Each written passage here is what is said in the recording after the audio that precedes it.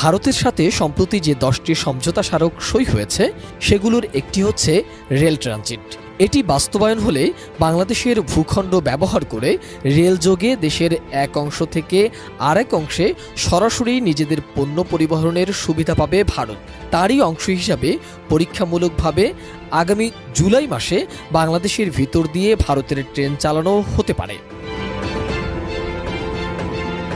তবে বাংলাদেশের ভিতর দিয়ে রেল চলাচলের জন্য ভারত নতুন লাইন তৈরি করবে নাকি বাংলাদেশের রেল লাইন সংস্কার করা হবে সে বিষয়ে ভারত কিংবা বাংলাদেশ কোনো দেশ থেকেই কোনো কিছু বলা হয়নি।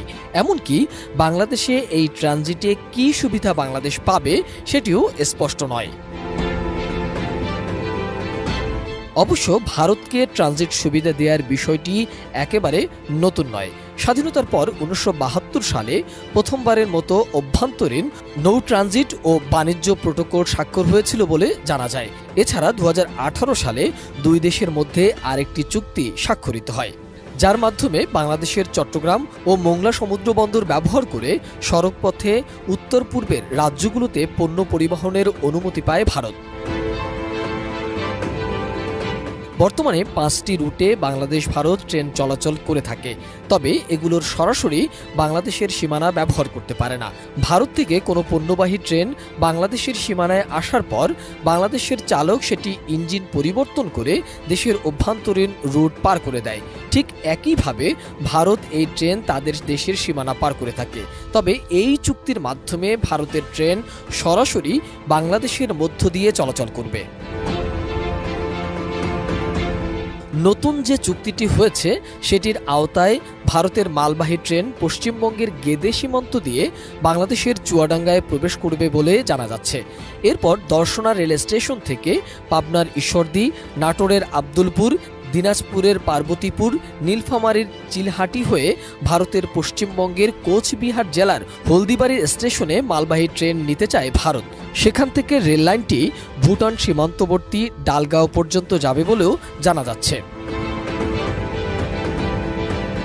ভারতের সঙ্গে বাংলাদেশের নতুন স্বাক্ষরিত ট্রানজিট চুক্তির বিষয়ে দুই দেশের সরকারের পক্ষ থেকে বিস্তারিত তথ্য প্রকাশ না করায় লাভ ক্ষতির বিষয়টি এখনও পুরোপুরি স্পষ্ট হওয়া যাচ্ছে না। 2010 সালে ট্রানজিট চুক্তির সইয়ের পর বাংলাদেশ সরকারের পক্ষ থেকে বলা হয়েছিল যে পণ্য পরিবহনের ক্ষেত্রে বাংলাদেশকে টন প্রতি হিসাবে একটি ট্রানজিট ফি বা মাশুল দিয়ে থাকে ভারত। তবে সব মিলিয়ে প্রতি টনে দেশটি মাশুল পায় মাত্র 300 টাকার মতো। বছরে $5 মিলিয়ন কথা বলা হলেও বাস্তবে কোনো লাভ বাংলাদেশের হয়েছে এমনটি দেখা যায়নি। নেপাল ও ভুটান যথাক্রমে 1976 ও 1984 সালে বাংলাদেশের সাথে ট্রানজিট চুক্তি করেছিল, কিন্তু ভারতের ভূখণ্ড ব্যবহার করে বাংলাদেশের মালবাহী গাড়ি চলাচল করতে না পারায় সেটি খুব একটা কার্যকর হয়নি। এত বছরও ভারতের কাছ থেকে বাংলাদেশ এই অধিকার বা সুবিধা আদায় করতে পারেনি। ভারতের উত্তর পূর্বাঞ্চলে যেসব রাজ্যে দীর্ঘদিন ধরে অস্থিরতা বিরাজ করছে সেসব অভিযানে ভারত হয়তো এই রেলপথ ব্যবহার করতে চাইবে। এসব রাজ্যে অতীতে ভারতীয় নিরাপত্তা কর্মীদের সঙ্গে সশস্ত্র গোষ্ঠীগুলোর সংঘাত হতে দেখা গেছে। অন্যদিকে চীন ভারত সীমান্তবর্তীর বিভিন্ন সময়ে সংঘাতময় পরিস্থিতি তৈরি হতেও দেখা গেছে।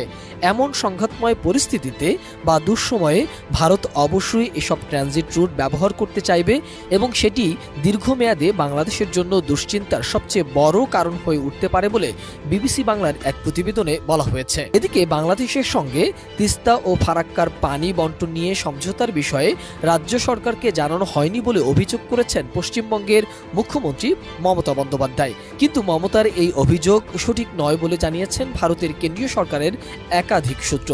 মমতার অভিযোগ, আন্তঃরাষ্ট্রীয় এ দুই ইস্যুর অন্যতম গুরুত্বপূর্ণ পক্ষ পশ্চিমবঙ্গ ও রাজ্য সরকারকে উপেক্ষা করে ঢাকার সঙ্গে সমঝোতা করেছে দিল্লি। এ নিয়ে গত 24 জুন প্রধানমন্ত্রী নরেন্দ্র মোদীকে চিঠিও দিয়েছেন মমতা।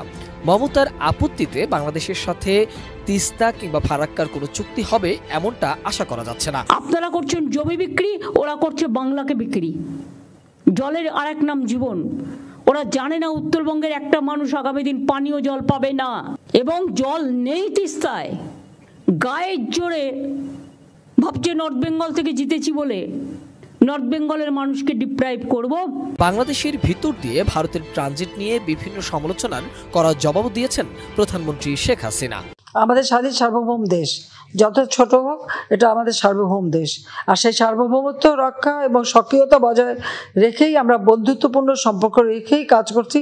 আজকে এই যে আমরা সমস্ত যোগাযোগ ব্যবস্থা খুলে দিলাম, তাতে সবথেকে বেশি লাভবান তো আমাদের দেশের মানুষ।